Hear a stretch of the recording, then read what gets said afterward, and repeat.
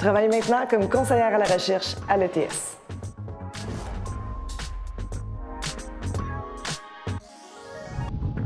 Je savais dès le départ que je voulais pas être prof. J'avais envie d'aller travailler en entreprise. Et d'ailleurs, c'est pour ça que j'ai fondé ma propre compagnie où je suis conseillère subvention et innovation. Et j'ai voulu aussi avoir des collègues. Donc, j'ai un poste à l'université comme conseillère à la recherche et c'est un poste qui est cofinancé par Axelis, une société de valorisation, donc où je porte aussi un chapeau de courtière en innovation avec Axelis. J'ai fait mon doctorat parce que j'aimais la recherche. J'ai eu une offre d'emploi avant même la fin de mes études. Et c'est parce que, donc, mon premier emploi était chez Mitax, qui est un organisme subventionnaire, et j'avais connu Mitax pendant mon doctorat. J'avais été boursière Mitax, j'avais fait des ateliers Mitax, donc je connaissais déjà Mitax, et j'avais tellement aimé Mitax que j'en faisais la promotion sur le campus aux autres étudiants, aux professeurs, aux partenaires industriels qui étaient liés à la chaire de recherche de ma directrice. Et là, j'ai vu une offre et ça disait faire la promotion des programmes de Mitax aux étudiants, aux professeurs et avec les partenaires. Puis j'étais comme, je fais déjà ça, mais là, je pourrais être payée pour faire ça. Donc, j'ai appliqué puis j'ai eu la job tout de suite. J'ai vraiment eu de la chance. Il y avait besoin d'un doctorat.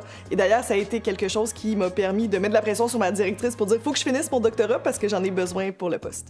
Les compétences transversales sont essentielles. Moi, c'est ce que j'utilise le plus dans mon travail aujourd'hui. C'est pas tant les notions que j'ai apprises dans les cours magistraux ou dans les laboratoires que j'ai fait durant mes études. C'est vraiment tout cet aspect communication, leadership entre gens qu'on développe dans les activités extrascolaires, qu'on développe dans les activités parascolaires, en s'impliquant lorsqu'on a des interactions avec les autres personnes. Donc, c'est vraiment tout ce qu'on apprend en dehors des cours en tant que tels qui, moi, me sert le plus dans mon travail actuellement. Si je dois donner un conseil aux étudiants, c'est de réseauter. Réseauter et de s'impliquer à l'université pendant leurs études.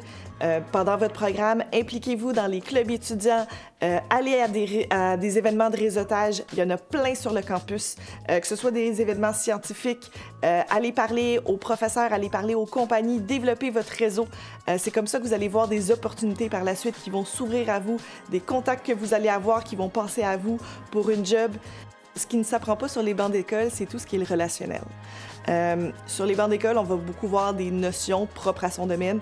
Dans mon cas, c'était des notions scientifiques, des compétences au laboratoire. Mais le relationnel, apprendre à parler aux gens, à faire des présentations, à bien se présenter, c'est des choses qu'on apprend peu à l'école et c'est des choses qu'on apprend en s'impliquant. Quand on est au doctorat, on fait beaucoup de présentations et on apprend à parler, à présenter un sujet, quelque chose. Et moi, c'est ce que j'utilise encore énormément maintenant. Bien parler, apprendre à se présenter, présenter des concepts aussi de manière très synthétique. C'est quelque chose qu'on apprend dans le doctorat et c'est quelque chose que je mets en pratique dans la vie de tous les jours. La plus grande idée fausse qu'on a sur les doctorants, c'est de dire qu'un doctorant, c'est tellement spécialisé que ça connaît rien d'autre puis que ça sait rien faire d'autre. Or, c'est pas vrai. À mon avis, un doctorant, c'est quelqu'un d'extrêmement résilient et c'est quelqu'un d'extrêmement téméraire aussi et persévérant. Et ça, ce sont des compétences qui sont recherchées en entreprise. Conserver un bon équilibre entre mon travail et ma vie personnelle, je dirais que c'est mon petit point faible parce que j'adore mon travail, donc je travaille beaucoup, peut-être un peu plus que ce qui est demandé, mais je suis passionnée par ce que je fais puis j'aime ça, donc ça me dérange pas. Mais c'est sûr que je prends quand même le temps de voir ma famille, voir mes amis parce que c'est important puis c'est essentiel aussi. Je dois quitter parce qu'il faut que j'aille faire une entrevue avec une compagnie.